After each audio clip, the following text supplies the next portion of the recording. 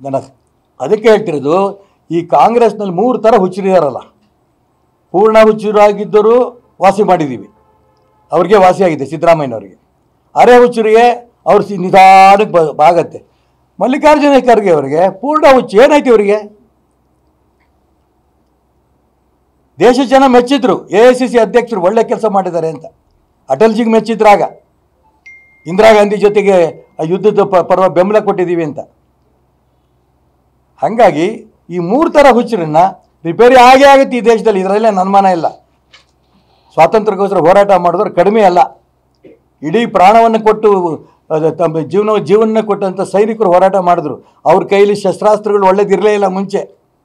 ನಮ್ಮ ದೇಶದಲ್ಲಿ ತಯಾರಾದಂಥ ಶಸ್ತ್ರಾಸ್ತ್ರಗಳನ್ನು ಬಳಸ್ಕೊಂಡು ಪಾಕಿಸ್ತಾನವನ್ನು ಧ್ವಂಸ ಮಾಡೋಕ್ಕೆ, ಸೈನ್ಯ ಧ್ವಂಸ ಮಾಡೋಕ್ಕೆ ಯಶಸ್ವಿಯಾಗಿದ್ದಾರೆ. ಬೇರೆ ಬೇರೆ ದೇಶದವರು ನಮ್ಮ ದೇಶದ ಶಸ್ತ್ರಾಸ್ತ್ರಗಳನ್ನು ಖರೀದಿ ಮಾಡೋಕ್ಕೆ ಮುಂದೆ ಬರ್ತಾ ಇದ್ದಾರೆ. ಇಂಥ ಸಂದರ್ಭದಲ್ಲಿ ಪ್ರಪಂಚ ನರೇಂದ್ರ ಮೋದಿ ಜೊತೆಗಿದ್ದಂಥ ಸಂದರ್ಭದಲ್ಲಿ ಖರ್ಗೆ ಅವ್ರಿಗೆ ಏನು ಬಂತು ನನಗೆ ಗೊತ್ತಿಲ್ಲ. ಮಲ್ಲಿಕಾರ್ಜುನ್ ಖರ್ಗೆ ಅವರಿಗೆ ಚೆನ್ನಾಗಿದ್ದರು.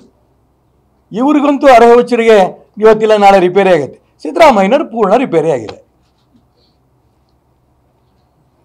ನಾನು ನಿನ್ನೆ ಬಿಜಾಪುರದಲ್ಲಿ ಹೇಳ್ಬಿಟ್ಟು ಬಂದೆ, ಯಾರ್ಯಾರು ಈ ದೇಶದ ಬಗ್ಗೆ, ಸೈನಿಕರ ಬಗ್ಗೆ, ಪಾಕಿಸ್ತಾನದ ಪರವಾಗಿ ಹಗುರವ ಮಾತಾಡ್ತಾರೆ, ಗುಂಡಿಟ್ಟು ಹೊಡೆಂತೆ ಹೊಡೆಯುವಂಥ ಕಾನೂನು ತರಬೇಕು ಈ ದೇಶದಲ್ಲಿ. ಯಾರ್ದು ಭಯ ಇಲ್ಲ.